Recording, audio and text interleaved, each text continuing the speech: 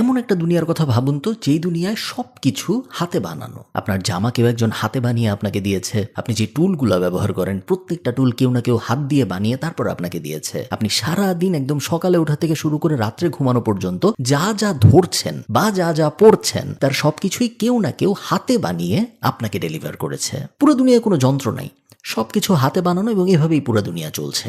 অনেক অবাক মনে হতে পারে এখন, এবং আমরা ভাবতে পারি আজকে যে এরকমও কি হওয়া সম্ভব নাকি, বাট আমরা সবাই জানি যে একসময় আসলে দুনিয়া এরকমই ছিল। পৃথিবী ছিল খুবই সহজ, পৃথিবী ছিল খুবই সিম্পল। মানুষ সকালে উঠতো, মানুষ হয় নিজের খেতে কাজ করতো বা অন্য কারো খেতে কাজ করতো, অথবা খেতে যদি তারা কাজ না করে তাহলে ছোট ছোট ওয়ার্কশপ টপ ছিল, ওগুলায় কাজকর্ম করতো যেন যারা খেতে কাজ করতেছে তাদেরকে সাপোর্টিং টুলস প্রোভাইড করতে পারে। এবং তারপরে সন্ধ্যা হইতো, মানুষজন খাওয়া দাওয়া করে ঘুমায় যাইতো। বিনিময় প্রথা চালু ছিল, যে অনেক বেশি চাল ফলাতো, যে অনেক বেশি গম ফলাতো, তাদের দুজনের মধ্যে ইকুয়াল এক্সচেঞ্জ হইতো, এবং এভাবেই দুনিয়া চলতেছিল। কোনো সমস্যা ছিল না, সবকিছু ঠিকঠাক ছিল।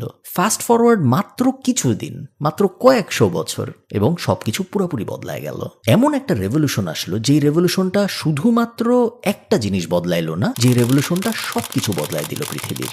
আমরা কি খাই, আমরা কি করি, আমরা কি পড়ি, আমরা কি করব, আমাদের জীবনযাপন কিরকম হবে, কাকে আমরা বিয়ে করব, কি পড়াশোনা করব, আমরা প্রত্যেকটা জিনিস এই রেভলিউশনটা বদলে দিয়েছে, এবং এই রেভলিউশনটার নাম ইন্ডাস্ট্রিয়াল রেভলিউশন। আজকে আমরা ইন্ডাস্ট্রিয়াল রেভলিউশনের ব্যাপারে জানবো। চলেন শুরু করা যাক। 1800 সালের আশপাশের কথা যখন আমরা গল্প শুরু করছি তখন, এবং এই কাহিনীটা বেসড ইন গ্রেট ব্রিটেন। বেশিরভাগ মানুষ ওই সময় গ্রেট ব্রিটেনে ছিল সহজ সরল। তারা মোটামুটি আজকের দিনের একজন নিম্ন মধ্যবিত্ত যেরকম জীবনযাপন করে সেরকম জীবনযাপন করছিল 1800 সালে। গ্রেট ব্রিটেন তো অনেক বড়, সো গ্রামের দিকে থাকতো এই মানুষগুলা বেশিরভাগ সময়। আজকে আমরা যেসব শহর চিনি, লন্ডন টন্ডন, ওই সব শহরে কিন্তু ওই সময় কেউ থাকতো না। নিজেদের ছোট ছোট জমিতে তারা চাষ করতো, বা একটু আগে আমি যেটা বলছিলাম, অন্য কারো জমি আছে, সেই জমিতে সে চাষ করে, ওই চাষের জন্য কিছু যন্ত্রপাতি লাগবে, এসব যন্ত্রপাতি তো বানানোর জন্য ওয়ার্কশপ লাগবে। এই সব ওয়ার্কশপও কিছু মানুষ দিয়েছিল, যেখানে তারা এই ধরনের কাজকর্ম করতো যেন ওই ফার্মিং এর মানুষদের হেল্প হয়। এই দুইটা ছাড়া আরেকটা ক্যাটাগরির মানুষ ছিল যাদের ফার্মিং অত ভালো লাগতো না, তারা সাধারণত পশুপালন অ্যাঙ্গেলে চলে গিয়েছিল, তারা পশুপালন টালন করতো। এগুলোই ছিল মেইন ইন্ডাস্ট্রি ওই সময়, শুধুমাত্র গ্রেট ব্রিটেনের না, পুরো দুনিয়ার। যদিও ব্রিটেনের মানুষ সহজ সরল জীবনযাপন করতেছে, ব্রিটেন রাজ্য হিসেবে কিন্তু এত সহজ সরল জীবনযাপন করতেছে না। ব্রিটেন ওই সময় একটা পাওয়ার হাউস। আপনারা সবাই ইতিহাস পড়ছেন, বেসিক ইতিহাস আমরা সবাই জানি ব্রিটেনের, এবং ব্রিটেন ওই সময় একের পর এক রাজ্য দখল করে যাচ্ছে। ইউরোপের সবচেয়ে শক্তিশালী দেশ তো অবশ্যই ব্রিটেন, পুরো দুনিয়ারই সবচেয়ে শক্তিশালী দেশ তখন ব্রিটেন। তখন আমেরিকা পাওয়ার হয় নাই, এবং পৃথিবীর বিভিন্ন কোনায় কোনায় ব্রিটেন দখল করে রাজ্য বসাচ্ছে, দেশ কন্ট্রোল করতেছে। ইভেন ভারতবর্ষ এবং বাংলাদেশও দখল করছিল ব্রিটেন, এবং অনেকদিন পর্যন্ত কিন্তু ব্রিটেন এই ভারতবর্ষ শাসন করেছে, আমরা জানি। মোট কথা আমি যেটা বোঝাতে যাচ্ছি সেটা হলো, এমন কিছু নাই যেটা ওই সময়ের ব্রিটেনের ছিল না। বিশাল কয়লার রিজার্ভ, বিশাল আয়রনের রিজার্ভ, বিশাল একটা নেভি, যেই নেভিটা পুরা সমুদ্র দাপায় বেড়াতো পুরা পৃথিবীর, সবকিছু ছিল ব্রিটেনের ওই সময়ে। সবচেয়ে বড় যে জিনিসটা ব্রিটেনের ছিল, যেটা অন্য কোনো দেশের ছিল না ওই সময়, সেটা হলো একটা স্টেবল গভর্নমেন্ট। একটা স্টেবল গভর্নমেন্ট থাকা আসলে খুব গুরুত্বপূর্ণ ব্যাপার যে কোনো দেশের ইকোনমির জন্য। আপনি হয়তো ভালো বুঝবেন, যেহেতু বাংলাদেশ আমাদের স্টেবল গভর্নমেন্ট নিয়ে প্রায় ঝামেলা হয়। স্টেবল গভর্নমেন্ট যদি কোনো দেশে বা কোনো রাজ্যে না থাকে, তাহলে ওই দেশে পারতপক্ষে বাইরের থেকে দেখলে যদিও মনে হয় যে সবকিছু তো ঠিকঠাকই চলতেছে, বাট বিজনেসের দুনিয়ায়, ইনভেস্টমেন্টের দুনিয়ায়, মানুষের দুনিয়ায় ইন্টারনালি ম্যাক্রোভিউতে অনেক বাজে ধরনের এফেক্ট পড়ে। যেহেতু ব্রিটেনের ওই সময়ে একমাত্র দেশ ছিল ব্রিটেন যাদের এই সমস্যাটা ছিল না, খুব স্টেবল একটা গভর্নমেন্ট ছিল, রাজ্য অবস্থা খুব ভালো ছিল, ব্রিটেন খুব সুন্দর করে ফাংশন করতেছিল। আজকের দিনে যে পিছনে তাকায় আমরা প্রেডিক্ট করতে পারি যে পৃথিবীর কোনো একটা দেশে যদি ইন্ডাস্ট্রিয়াল রেভলিউশনের সূতিকাগার হওয়ার সুযোগ সৃষ্টি হতো, সেটা সম্ভবত ব্রিটেনই হইতো, এবং এক্স্যাক্টলি তাই হয়েছে। ইন্ডাস্ট্রিয়াল রেভলিউশনের প্রথম ধাপটা শুরু হয় গ্রেট ব্রিটেনে। এই ভিডিওর স্পন্সর ট্যাপসেন্ড, যেটা হলো এক দেশ থেকে আরেক দেশে টাকা পাঠানোর একটা অ্যাপ, যেটার iOS এবং অ্যান্ড্রয়েড দুইটা ভার্সনই আছে। অন্য অ্যাপ ব্যবহার না করে ট্যাপসেন্ড ব্যবহার করে আপনি কেন টাকা পাঠাবেন, এটার 5টা কারণ আছে। 1 নম্বর সুবিধা, জিরো ট্রান্সফার ফি। আপনি যখন টাকা পাঠাচ্ছেন, আপনার টাকা পাঠাইতে অথবা যিনি টাকা রিসিভ করতেছে তার টাকা রিসিভ করতে কোনো এক্সট্রা খরচ টরচ হয় না। 2 নম্বর বেনিফিট, খুবই ভালো এক্সচেঞ্জ রেট। আপনি আজকে যখন কাউকে $1 পাঠাচ্ছেন, ওই $1 সর্বোচ্চ বিডিটি ইকুইভ্যালেন্ট যেটা, সেটাই ট্যাপসেন্ড আপনাকে দেয়, যেটা খুব ভালো একটা ব্যাপার। 3 নম্বর বেনিফিট, ফ্লেক্সিবল পেমেন্ট মেথড। আপনি যাকে টাকা পাঠাচ্ছেন, সে তার বিকাশে টাকা নিতে পারবে, সে তার নগদে টাকা নিতে পারবে, সে ক্যাশ পিক আপ করতে পারবে, সে তার ব্যাংক অ্যাকাউন্টে টাকা নিতে পারবে। মোট কথা, তার টাকা রিসিভ করতে কোনো এক্সট্রা হ্যাসেল হইতে হবে না। 4th বেনিফিট, খুবই কুইক ট্রান্সফার। খুব বেশি সময় লাগে না, আপনি যখন টাকা পাঠাবেন তখন যিনি টাকা রিসিভ করতেছে তার ওই টাকাটা তার কাছে পেতে। US, UAE, Canada, Europe, UK এবং অস্ট্রেলিয়া। এই 6 জায়গায় এই মুহূর্তে ট্যাপ অ্যাভেলেবল। আমি ডেসক্রিপশন এবং ফার্স্ট কমেন্টে সব বিস্তারিত দিয়ে দিব। এই অ্যাপ ডাউনলোড করতে তেমন কোনো ঝামেলা হয় না। এবং আপনারা যদি ফার্স্ট টাকা ট্রান্সফার করার সময় কেএফ কুপনটা ব্যবহার করেন, তাহলে আপনি যাকে টাকা পাঠাচ্ছেন তিনি 10 ক্রেডিট এক্সট্রা পাবেন। সো আপনি যদি $100 পাঠান, সে $110 পাবে। আপনি যদি 100 পাউন্ড পাঠান, তাহলে সে 110 পাউন্ড পাবে। কিন্তু আপনি যদি 100 দিরহাম পাঠান, তাহলে সে 150 দিরহাম পাবে। দিরহামের ক্ষেত্রে একটু বেশি পাওয়া যায়, বাট বাকি সব জায়গায় $10 করে এক্সট্রা পাওয়া যায়। চলুন আবার ভিডিওতে ফেরত যাই আমরা। মজার গল্প আমি আপনাদের বলি, আপনাদের ভালো লাগবে। ব্রিটেনে ওই সময় একদল মানুষ ছিল যাদেরকে বলা হইতো সেই সময়ের ইনভেন্টর, আবিষ্কারক সাধারণত 2 ধরনের মানুষ হইতো সেই সময় ব্রিটেনে। এক ধরনের মানুষ হলো যারা এলিট ক্লাসের মানুষ, তাদের ধরেন বাবার অনেক সম্পত্তি বা তাদের দাদার অনেক সম্পত্তি, তাদের আর তেমন কিছু করা লাগবে না জীবনযাপনের জন্য। পরের মিলটা, পরের খাবারটা কোথা থেকে আসবে এটা নিয়ে তাদের কোনো টেনশন নাই। তো তারা তাদের পুরো এফোর্ট দিত জ্ঞান আহরণের জন্য। তারা বইপত্র পড়তো, তারা বিভিন্ন জিনিস ঘাটাঘাটি করতো, এক্সপেরিমেন্ট করতো, এবং ওভাবে তারা আবিষ্কারক হয়ে যাচ্ছিল। আরেক ধরনের মানুষ ছিল যাদের বাপ মায়ের কিছুই নেই, যাদের দাদা দাদির কিছুই নেই, বাট এরা ছিল পুরা পাগল। এদের মাথার মধ্যে আবিষ্কারের নেশা ছাড়া অন্য কোনো কিছু আসতো না। এরা এটা কিভাবে হয়েছে, ওটা কিভাবে হয়, এটা কিভাবে করব, ওটা কিভাবে করতো, সারাক্ষণ এদের মাথার মধ্যে প্রশ্ন ঘুরতো যে পুরা পৃথিবী আসলে চলে কিভাবে, সব জিনিসপত্র আসলে চলে কিভাবে। এই 2 দলই ব্রিটেনে ওই সময় বেশ প্রেভেলেন্ট ছিল, অনেক বেশি ছিল। এবং এই 2 দল একটা বড় কারণ যেই কারণে ইন্ডাস্ট্রিয়াল রেভলিউশনটা ব্রিটেনে শুরু হয়েছে। এইরকম 2টা মানুষ ছিল যাদের নাম ছিল জেমস এবং রিচার্ড। ইংল্যান্ডের একটা ছোট্ট গ্রামে বসে জেমস নামের ওই লোকটা একটা অদ্ভুত জিনিস আবিষ্কার করে, যে জিনিসটার নামও দেয় স্পিনিং জেনি। স্পিনিং জেনি কি জিনিস আপনি নাম শুনে বুঝতে পারতেছেন। স্পিনিং যেহেতু আছে তার মানে ঘোরাঘুরির কোনো একটা ব্যাপার আছে। জেনি নামটার আসলে তেমন কোনো মানে নাই। স্পিনিং জেনির আক্ষরিক বাংলায় আমি না যে আমি আপনাদের সরাসরি বলে দিই এটা কি জিনিস। এটা হলো একটা সেলাই মেশিন। ওই সময়ে এই স্পিনিং জেনি আবিষ্কারের আগ পর্যন্ত, জেমস যখন এটা করলো তার আগ পর্যন্ত কাপড় সেলাইয়ের সিস্টেম ছিল খুব বেসিক। কাপড় আসবে, শুয়ে আমরা সুতা ভরবো, একজন মানুষ বসবে সেই কাপড় বাম হাতে নিয়ে, সুতা ডান হাতে নিয়ে, এবং তারপরে এভাবে ঘুরায় ঘুরায় সে সেলাই করতে থাকবে। জেমস যখন খেলতে খেলতে একদম অদ্ভুতভাবে স্পিনিং জেনি আবিষ্কার করে ফেলে, তখন পুরো দুনিয়াটা একটু অন্যরকম হয়ে যায়। সবাই ভাবে যে একটা জিনিস আমি ঘুরাচ্ছি, সাথে সাথে আরেক জায়গায় সেলাই হচ্ছে, এটা কিভাবে সম্ভব। জেমসকে নিয়ে শুরুর দিকে অনেক বেশি টানাটানি হয়, শুরুর দিকে সবাই অনেক অবাক হয়। বাট ওই সময়ের ব্রিটিশ কালচারটা না খুবই অ্যাসপায়ারিং এডুকেটিভ কালচার ছিল। মানে একটা টাইম কিন্তু ছিল, আমরা জানি অজ্ঞানতা অন্ধকারের যুগ যেটা বলা হয়, যেখানে কোনো জ্ঞান আহরণের চেষ্টা করলে অনেক সময় তাদেরকে মেরে ফেলা হইতো। যে সূর্য পৃথিবীর চারিদিকে ঘুরে নাকি পৃথিবী সূর্যের চারিদিকে ঘুরে, এটা নিয়ে কিন্তু মানুষজনকে আগুন টাগুনে পুরো মারা হয়েছে এক সময়। বাট ওই সময় ব্রিটেনের অবস্থা এরকম ছিল না। ওই সময় নতুন কেউ যদি কোনো কিছু আবিষ্কার করতো তাকে উল্টা মানুষ সেলিব্রেট করতো। জেমস ওর ছোট্ট টাউনে মোটামুটি ইনস্টাগ্রাম ইনফ্লুয়েন্সার হয়ে যায় ওই সময়। ওই সব জায়গায় যায় দেখা, ওখানে কিছু ফ্যাক্টরি ছিল যে আরে গাধা তুমি কি সেলাই করতেছ হাতে, তুমি এই মেশিনটা নাও, আমি বানাইছি এটা, এখানে ঘুরাবা, ওখানে সেলাই হইতে থাকবে। তুমি একদিনে কয়টা জামা বানাও? 3টা। এই মেশিনটা ইউজ করো, একদিনে তুমি চাইলে 40টা জামাও বানাইতে পারবা। জেমস যখন ইংল্যান্ডের এক গ্রামে এই কাহিনী করতেছে, ওই একই সময় রিচার্ড ইংল্যান্ডের আরেক গ্রামে আরো অদ্ভুত একটা কাহিনী করে বসে। রিচার্ড একদিন রাস্তা দিয়ে হাঁটতেছিল নদীর পাশ দিয়ে। সো নদীর পাশ দিয়ে যখন হাঁটতেছে, ও দেখে যে একটা বাঁধ। সো নদীতে একটা বাঁধ দেওয়া এবং বাঁধের কারণে অনেক ফোর্সে পানি পড়তেছে। তো রিচার্ড ওইটা দেখা ভাবে, হঠাৎ ওর মাথায় আসে যে এই ফোর্সের পানির সামনে যদি আমি কোনো একটা কিছু বসাইতে পারি, তাইলে ফোর্সের পানি ওইটার গায়ে যখন হিট করবে তখন একটু অ্যাঙ্গুলার মোমেন্টাম পাওয়া যাবে। তো রিচার্ড এটা মাথা থেকে সরাইতে পারে না, এবং ও বাসায় যে ছবি টবি আঁকে, এবং ফাইনালি ও একটা জিনিস বানায় যেটার নামও দেয়, খুব বেসিক নাম, water frame. Water frame individually অত বড় আবিষ্কার না, আবার জেমসের স্পিনিং জেনিও অত বড় আবিষ্কার না।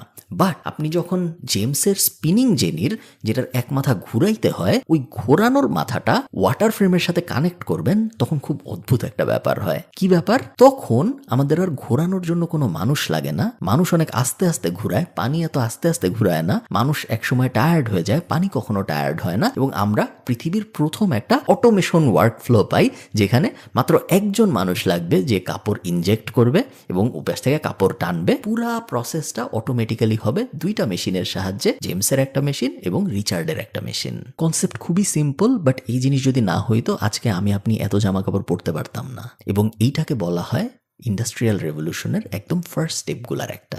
এই আবিষ্কারটা পুরা দুনিয়াকে প্রথমবারের মতো দেখায় যে না, 1 ঘন্টার কাজ করলে 1 ঘন্টারই যে আউটপুট পাওয়া যাবে ব্যাপারটা ওরকম না। 1 ঘন্টার কাজ করে 100 ঘন্টার আউটপুটও পাওয়া যেতে পারে। আমাদের শুধুমাত্র দরকার রাইট টুলস এবং রাইট সিস্টেম। আচ্ছা, বেসিক গল্প থেকে আমরা একটু অন্যরকম ইঞ্জিনিয়ারিং এর গল্পে আসি, কারণ এই গল্পটাও ইন্ডাস্ট্রিয়াল রেভলিউশনের জন্য খুব গুরুত্বপূর্ণ। তো একদিকে তো এরকম ছোট ছোট আবিষ্কার হচ্ছে, আমি 2টার এক্সাম্পল দিলাম, বাট এরকম আবিষ্কার ওই সময় রেগুলারলি হচ্ছে ব্রিটেনে। আপনারা জানেন ওই সময় পৃথিবীর সবচেয়ে বড় ইন্ডাস্ট্রিগুলোর একটা ছিল মাইনিং ইন্ডাস্ট্রি। তার কারণ মাইনিং ইন্ডাস্ট্রি একমাত্র ইন্ডাস্ট্রি ছিল যারা অনেক টাকা ঢালতে পারতো তাদের কাজের পেছনে। তারা বড় মেশিন কিনতে পারতো, কারণ তারা সোনা বের করতেছে মাটির ভিতর থেকে, তারা কয়লা বের করতেছে মাটির ভিতর থেকে, তারা তেল বের করতেছে মাটির ভিতর থেকে। সো তাদের যেহেতু বড় ব্যবসা ছিল, সো তাদের রিসোর্স ইনভেস্ট করার ক্যাপিটালও ছিল অনেক। নিউকোম্যান্স ইঞ্জিন বলে একটা ইঞ্জিন ছিল, এই ইঞ্জিনটা মাইনিং ইন্ডাস্ট্রিতে অনেক বেশি ইউজ হইতো। খুব বেসিক একটা ইঞ্জিন ছিল এবং এই ইঞ্জিনের মেইন কাজটা ছিল, এটা আসলে মানে ইঞ্জিন বলাটা একটু বেশি, এটা একটা পাম্প, এবং এটার কাজটা ছিল যে মাইন যখন করা হবে তখন ওই মাইনিং এর ভিতর থেকে পানি বের করে আনার জন্য এই পাম্পটা ব্যবহার করে বা এই ইঞ্জিনটা ব্যবহার করা হইতো ওই সময়। এই নিউকোম্যান্স ইঞ্জিন কিভাবে কাজ করতো শুনলে আপনারা অবাক হয়ে যাবেন। প্রথমে কয়লা দিয়ে পানি গরম করা হইতো বাইরে, ইঞ্জিনটা যেখানে আছে তার বাইরে কয়লা দিয়ে পানি গরম করা হইতো যেন স্টিম পাওয়া যায়, ধোঁয়া পাওয়া যায় পানির, বা পানির বাষ্প পাওয়া যায়। এই বাষ্পটা একটা সিলিন্ডারের ভিতরে জমা হইতো এবং তারপরে প্রেসার আসতো, সেই প্রেসারটা একটা পিস্টনে যাইতো এবং তারপর ওই পিস্টন প্রেসার দিয়ে পানি বাইর করতো। কিছুক্ষণ পরেই দেখা যাইতো যে বাষ্প শেষ হয়ে গেছে, বা যে পানি গরম করতেছিল সেই পানি পুরোই শেষ হয়ে গেছে, অথবা সিলিন্ডার ঠান্ডা হয়ে গেছে এবং পুরো প্রসেস আবার নতুন করে করতে হইতো। অনেকটা খাজনার থেকে বাজনা বেশি টাইপ অবস্থা। অনেক সময় দেখা যায় তো পানি গরম করার জন্য যে পরিমাণ কয়লা খরচ হয়েছে ওই পরিমাণ কয়লা উৎপাদনই করা যায় নাই ওই দিন। তো দেখা গেছে যে ইনভেস্টমেন্ট বেশি নেগেটিভে চলে গেছে আমাদের ইবিটটা, এরকম একটা সিচুয়েশন চলে আসতো প্রায়। স্কটল্যান্ডের একটা ছেলে এই মাইনিং ইন্ডাস্ট্রিতে কাজ করতো এবং ওর মাথায় একটা বুদ্ধি আসে। অনেক অনেক কষ্ট করে, অনেক অনেক রিসার্চ করে, অত ডিটেলে আমরা যাব না, ও এমন একটা সিস্টেম আবিষ্কার করে যাতে এই স্টিম ইঞ্জিনের কনসেপ্টটাই পুরোপুরি বদলায় যায়। এরকম আর লাগে না যে বাইরে পানি বাষ্প করে করে ওরকম করা লাগতেছে, পানির কুলিং এরও একটা নতুন সিস্টেমও বানায়। এই ছেলেটার নাম আপনারা সবাই জানেন, এটলিস্ট এই ছেলের লাস্ট নেম আমরা সবাই জানি। পুরো নাম জেমস ওয়াট এবং লাস্ট নেম ওয়াট। এই ছেলের নামের লাস্টে যে ওয়াট কথাটা আছে, এই ওয়াট যে এনার্জির পরিমাপক, এনার্জির যে একটা ইউনিট, এই ব্যাপারটা কিন্তু এই ছেলের লাস্ট নেম থেকেই আসছে। পুরা দুনিয়া যে একটা পাওয়ারফুল স্টিম ইঞ্জিন পাইলো, এইটা জেমস ওয়াটের কৃতিত্ব। আচ্ছা, এখন মজার কাহিনী, সায়েন্স টাইন্স বাদ, ব্যবসায়ীরা চলে আসলো সিনে। তুমি এই জিনিস আবিষ্কার করছো, খুব ভালো কথা। তুমি এই ইঞ্জিন আবিষ্কার করছো, খুব ভালো কথা। আসো তোমরা সবাই একসাথে আসো, আমরা একটা ফ্যাক্টরি বানাই। একটা ফ্যাক্টরি বানায় আগে আমরা দিনে 4টা জামা বানাইতাম। এই ফ্যাক্টরিতে এই মেশিনটা বসাই, পানির আশপাশেই বসাই, কারণ আমাদের পানির সোর্স লাগবে। তারপরে যেহেতু ফ্যাক্টরি, সো আমাদের মালামাল পরিবহন করতে হবে, সো নদী টদির আশপাশে যদি আমরা ফ্যাক্টরি বসাইতে পারি তাহলে খুব ভালো হয়। সবাই আসো, আমরা এখানে একসাথে কাজ করি। একদিনে আমরা এখন 3টার জায়গায় 40টা জামা বানাবো। একদিনে আমরা এখন 3টা কোদালের জায়গায় 50টা কোদাল বানাবো। দুইটা ব্যাপার খুব ইম্পর্টেন্ট। এক, বিজনেসম্যানদের তখন খুব ইম্পর্টেন্স দিয়ে দেখা হইতো, কারণ বিজনেসম্যানরা আসার কারণেই ইন্ডাস্ট্রি গ্রো করতো। ওই সময় তো ইন্ডাস্ট্রি বলতে গেলে ছিলই না, সো যাই ছিল তা গ্রোথ যেন আসে ওটার জন্য বিজনেসম্যানদের ওই সময় খুব গুরুত্বপূর্ণ একটা ভূমিকা ছিল। ব্রিটেনে একটা বিজনেসম্যান হওয়া, একটা ট্রেডার হওয়া ওই সময় খুব খুব খুব প্রেস্টিজিয়াস একটা ব্যাপার ছিল। সেকেন্ড ব্যাপার, আপনারা অলরেডি বুঝে গেছেন একটু আগে আমি যেরকম বললাম, পারফেক্ট লোকেশন ফ্যাক্টরি সেটআপের জন্য সবসময় চুজ করা হইতো নদীর পাশে, এবং এই কারণেই ইংল্যান্ডে টেমস নদীর আশপাশে বসতি অন্যান্য অনেক জায়গার থেকে অনেক আগে হয়েছে। শুধু ইংল্যান্ডে না, আপনি যদি পুরা দুনিয়ার দিকে তাকান আপনি দেখবেন নীল নদের আশপাশে বসতি বেশি হয়েছে। ইভেন বাংলাদেশের দিকে যদি আপনি তাকান আপনি দেখবেন বুড়িগঙ্গার আশপাশেও বসতি কিন্তু অনেক আগে হয়েছে কম্পেয়ার টু লেটস সে টাঙ্গাইলের একটা কোনায় বসতি। তার কারণ নদীর আশপাশে ফ্যাক্টরি বসতো, ফ্যাক্টরিতে কাজ করতে পুরা দেশ থেকে মানুষ আসতো। এই মানুষ তো ফ্যাক্টরিতে কাজ করে আবার চলে যাবে না, এই মানুষ তখন আশপাশেই বসতি খুঁজে বের করার চেষ্টা করতো। ওই যে মানুষ আশপাশে বসতি খুঁজে বের করার চেষ্টা করতেছে, এই কারণে আশপাশে বসতি বানাইতো মানুষজন। সো নদীর আশপাশেই সবসময় ফার্স্ট রেভলিউশনটা হইতো এবং তারপরে আস্তে আস্তে ওই রেভলিউশন ছড়াইতো। এখন মজার ব্যাপারটা দেখেন, ফ্যাক্টরিতে তো মাল প্রডিউস হচ্ছে এবং মাল প্রডিউস আগের থেকে অনেক বেশি হচ্ছে, খুব ভালো কথা। মাল তো এখন পাঠাইতে হবে বিভিন্ন জায়গায়, তাই না? নাহলে আমরা টাকা পাবো কিভাবে? হ্যাঁ, জাহাজে করে পাঠানো যায়, বাট জাহাজে করে পাঠানো তখনই সেন্স মেক করে যখন আপনি এক দেশ থেকে আরেক দেশে পাঠাচ্ছেন, অথবা আপনি অনেক বড় ভলিউমে পাঠাচ্ছেন। আপনি চিন্তা করেন, আমি ঢাকার থেকে খুলনায় কিছু একটা পাঠাবো, এখন আমি কি এটা জাহাজে করে পাঠাবো? জাহাজে করে পাঠাবো না, ঢাকার মধ্যে আমি জাহাজ কোথায় খুঁজে পাবো, তাই না? তো এটার জন্য আমার বাই রোডেই যেতে হবে। ওই সময়ে বাই রোডে যাওয়ার মানে ছিল ঘোড়ার গাড়িতে করে যাওয়া, এবং ঘোড়ার গাড়িতে করে যাওয়া বিশাল ঝামেলার একটা ব্যাপার। ঢাকার থেকে খুলনা পৌঁছাইতে ঘোড়া মরে যাবে, অবস্থা একদম কঠিন হয়ে যাবে। মালামাল আমরা অনেক বানাচ্ছি, কিন্তু মালামাল যদি আমরা ডিস্ট্রিবিউট করতে না পারি তাহলে তো এত বানানোর কোনো মানে নাই। হ্যাঁ, ক্রস কান্ট্রি যখন ট্রেডিং হচ্ছে, আমি চায়নার থেকে তুলা ইম্পোর্ট করতেছি, জাহাজে করে আসতে আমার 3 মাস লাগতেছে, বাট একবারে তো অনেক আসতেছে, সো কোনো সমস্যা নাই। বাট আমার নিজের দেশের মধ্যে যদি আমি সেম সপ্তাহে পাঠাইতে না পারি, 2 সপ্তাহের মধ্যে পাঠাইতে না পারি, তাহলে তো খুব বড় বিপদ। আরেক আবিষ্কারক চলে আসলো যার নাম স্টেফেনসন, এবং এই স্টেফেনসনকে বলা হয় দ্য ফাদার অফ রেলওয়ে। 1820 সালে এই লোকটাই প্রথম দুনিয়াকে দেখায় যে ভাই, আপনি যদি একটা স্টিম ইঞ্জিনের লোকোমোটিভ ট্রেন নেন এবং আয়রনের 2টা লাইন বসান মাটিতে, এবং সেই আয়রনের 2টা লাইনের উপরে যদি আপনি এই লোকোমোটিভ ইঞ্জিনের ট্রেনটা বসান এবং তারপর ইঞ্জিনটা অন করেন, এই ট্রেন পড়ে যায় না। এই ট্রেন এই আয়রনের লাইনের উপর দিয়ে যাইতে থাকে এবং বেশ তাড়াতাড়ি যায়। চলে আসলো ট্রেন, এবং ব্রিটিশরা তারপর 100-150 বছর পাগলের মতো ট্রেন লাইন বানাইছে। নিজের দেশে তো ওরা রেল রোড বানাইছেই, ওরা যেসব জায়গায় টেরিটরি ক্যাপচার করে রাখছিল, বাংলাদেশ, ভারতবর্ষ, আফ্রিকা, সব জায়গায় ওরা ট্রেন বানাইছে এবং ট্রেনের লাইন বানাইছে। তার কারণ ট্রেনের লাইনের থেকে এফিশিয়েন্ট প্রোডাক্ট ট্রান্সপোর্ট সিস্টেম ওই সময়ে পৃথিবীর অন্য কোথাও ছিল না। ট্রেন ছিল লাস্ট স্টেপ ইন্ডাস্ট্রিয়াল রেভলিউশনটা একদম পার্মানেন্টলি বসে যাওয়ার এবং পুরা দুনিয়ার ওই পার্মানেন্ট শিফটটা হওয়ার। এখন আপনি আমাকে বলেন, ইন্ডাস্ট্রিয়াল রেভলিউশন ব্যাপারটা কি ভালো ছিল? এটাকে অনেকভাবে উত্তর দেওয়া যায়। আমি আপনাকে কয়েকটা জিনিস বলি এবং তারপরে আমি আপনাদের কাছ থেকে কয়েকটা জিনিস জানতে চাই। আগে মানুষ একদিনে 4টা জামা বানাইতো। জামার ডিমান্ড ছিল ধরেন দিনে 100। যেহেতু 4টা জামা মাত্র বানাইতে পারতেছে, জামার ডিমান্ড 100, ডিমান্ড এবং সাপ্লাইয়ের কারণে ডিমান্ড অনেক বেশি, সাপ্লাই অনেক কম, জামার দাম অনেক বেশি। জামার দাম যেহেতু অনেক বেশি, তার মানে শুধু এলিট ক্লাসের মানুষই ভালো ভালো জামা পরতে পারতো। আপনারা 1600, 1700, 1800 ছবি টবি যদি দেখেন, আপনারা দেখবেন কেউ ভালো জামা পরে নাই। মানুষজন খুব মানবেতর জীবনযাপন করতে বেসিক জিনিসপত্র পরে আছে, খুব আহামরি কিছু করতে পারতেছে না। কাট টু 100 বছর পরে আপনি যদি 1950s এর ফটো, 1970s এর ফটো, 60s এর ফটো, 40s বা 30s এর ফটো লিখে আপনি সার্চ দেন, আপনি দেখবেন মানুষ বেশ পশ। ইভেন আজকের দিনে যত পশ তার থেকেও বেশি পশ। সুন্দর হ্যাট পরে আছে, সুন্দর লম্বা লম্বা কোট পরে আছে, ড্যাপার অবস্থা চলতেছে। সাপ্লাই অ্যান্ড ডিমান্ডটাও খুব বেসিক, বাট এখানে এই ব্যাপারটা দিয়ে এক্সপ্লেন করা সম্ভব। যদি কোনো একটা জিনিসের সাপ্লাই কম থাকে এবং ওই জিনিসের ডিমান্ড বেশি থাকে, তাহলে দাম বাড়ে। জামার দাম অনেক বেশি ছিল, কেউ এফোর্ড করতে পারতো না। ইন্ডাস্ট্রিয়াল রেভলিউশনের কারণেই সাপ্লাই অনেক বেড়ে গেল, ডিমান্ড যেহেতু অলরেডি আছে, সো দাম কমলো। দাম কমার কারণে ভালো প্রোডাক্ট এখন অনেক মানুষ পড়তে পারতেছে, ভালো জিনিস এখন অনেক মানুষ খেতে পারতেছে, ভালো টুলস অনেক মানুষ ইউজ করতে পারতেছে, ভালো কোদাল প্রত্যেকটা ফার্মারের কাছে চলে যাচ্ছে। ওই অ্যাঙ্গেলে যদি আমরা চিন্তা করি, তাহলে ইন্ডাস্ট্রিয়াল রেভলিউশন তো একটা ভালো জিনিস, তাই না? কিন্তু ইন্ডাস্ট্রিয়াল রেভলিউশনের আরেকটা দিকও আছে, যে দিকটা অ্যাভয়েড করার কোনো উপায় নাই।